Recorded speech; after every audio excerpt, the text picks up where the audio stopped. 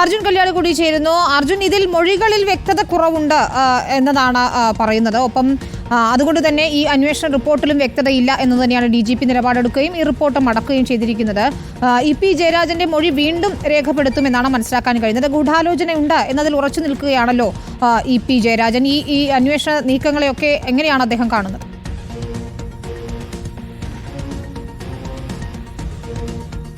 വിനീത, അതായത് ഈ അന്വേഷണത്തെ EP ജയരാജനും സ്വാഗതം ചെയ്യുന്നു എന്ന് തന്നെയാണ് നമ്മൾ മനസ്സിലാക്കുന്നത്. കാരണം ഇതിനകത്തൊരു ഗൂഢാലോചന, രാഷ്ട്രീയപരമായി തന്നെയുള്ളൊരു ഗൂഢാലോചനയാണ് EP ജയരാജൻ ആദ്യഘട്ടം മുതൽ തന്നെ പറഞ്ഞിരുന്നത്. എന്നാൽ ഇപ്പോൾ ഈ കോട്ടയം ജില്ലാ പോലീസ് മേധാവി നടത്തിയിട്ടുള്ള അന്വേഷണത്തിൽ ഈ ഗൂഢാലോചനയുടെ ഭാഗങ്ങൾ അന്വേഷിച്ചിട്ടില്ല എന്നുള്ളതാണ് നമ്മൾ മനസ്സിലാക്കുന്നത്.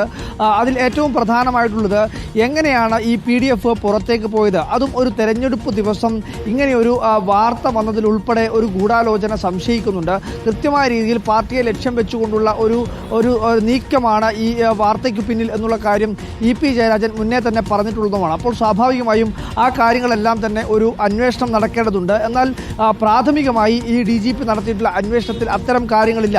പരസ്പരം കരാറുകൾ ഉണ്ടായിരുന്നോ എന്നുള്ള കാര്യങ്ങൾ മാത്രം ചോദിക്കുന്നു. അല്ലെങ്കിൽ EP ജയരാജനും DC ബുക്സും തമ്മിൽ കരാറില്ലായിരുന്നു എന്നുള്ള കാര്യം പറയുന്നു.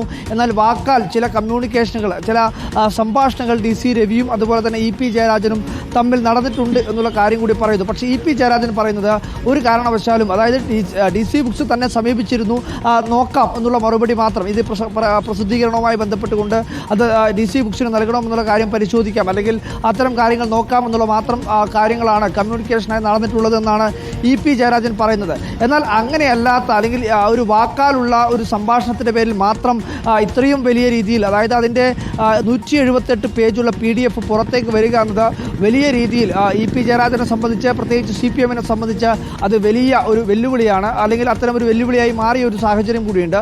അതുകൂടി കണക്കിലെടുത്തുകൊണ്ട് ഇതിനകത്തുള്ള രാഷ്ട്രീയ ഗൂഢാലോചന അന്വേഷിക്കണമെന്നുള്ളതാണ് ഏറ്റവും പ്രധാനമായി സൂചിപ്പിച്ചത്. എന്നാൽ ആ ഗൂഢാലോചന അന്വേഷിക്കപ്പെട്ടിട്ടില്ല എന്നുള്ള ഒരു പരാതി ഇപ്പോഴും EP ജയരാജനുണ്ട്. അതുകൊണ്ട് തന്നെ ഈ പുനരന്വേഷണത്തെ EP ജയരാജനും സ്വാഗതം ചെയ്യുകയാണ്. എന്തായാലും പുനരന്വേഷണത്തിന്റെ ഭാഗമായി EP ജയരാജന്റെ മൊഴി ഉൾപ്പെടെ ഇനിയും രേഖപ്പെടുത്തേണ്ടിയും വരും. വിനീത. ശരി, അർജുൻ കല്യാടും MM രാകേഷുമാണ് വിശദമായ വിവരങ്ങൾ നൽകി. നമ്മൾ